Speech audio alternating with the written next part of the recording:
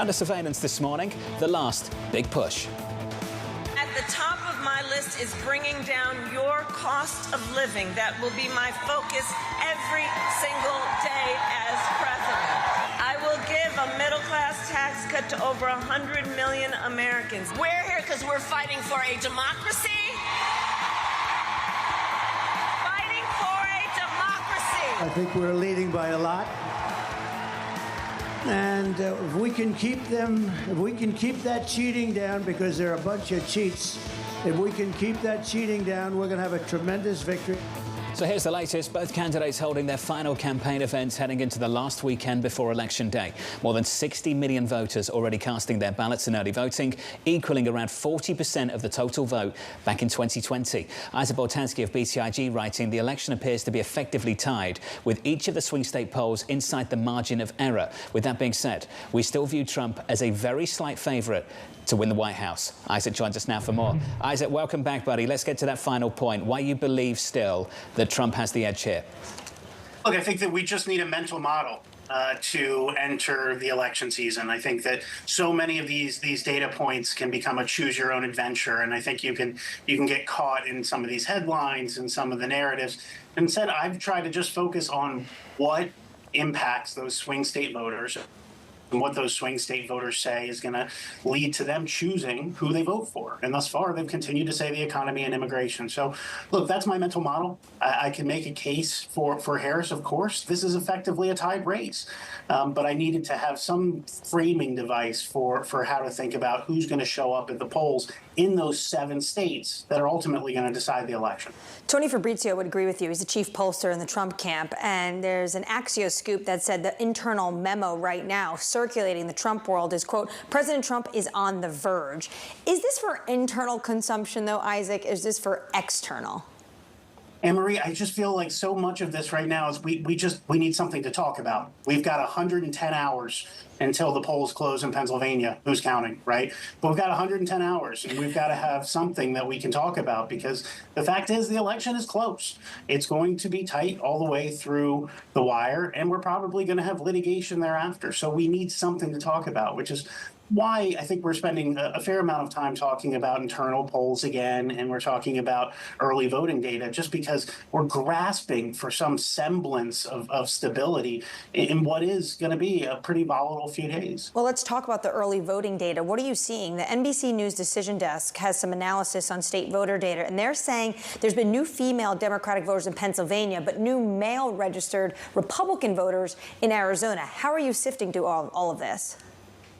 I ultimately think that this is a wash. I think that what I've seen so far is Republicans are able to hang their hat on the fact that more Republicans are early voting than ever before. And when you talk to Republican strategists, that's what they're excited about.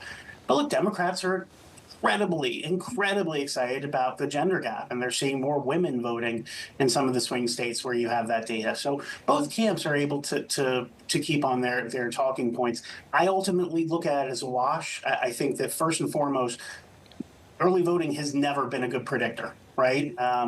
I looked in 2016, early voting in West Virginia showed that Democrats were voting 12% more than Republicans.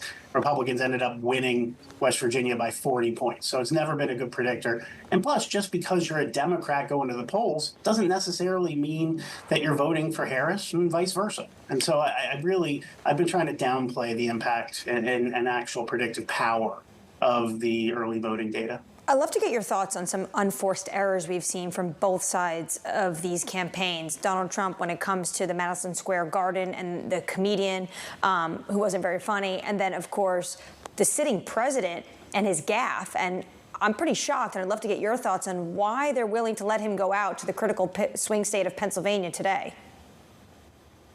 Well, look, I think that ultimately it is hard to tell a president not to do something. They get that cool Air Force One jacket, and they can tell the plane when to take off. So they have their own authority there, right? And I think that's difficult to sideline a president, especially in Pennsylvania, where he continues to poll well, even with some of the gaffes.